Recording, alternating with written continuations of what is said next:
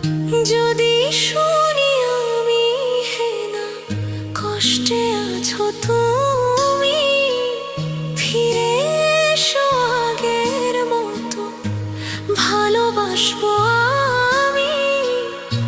তোমায় কথা দিলাম আমি, তোমায় কথা দিলাম আমি, খোদার কসম করে।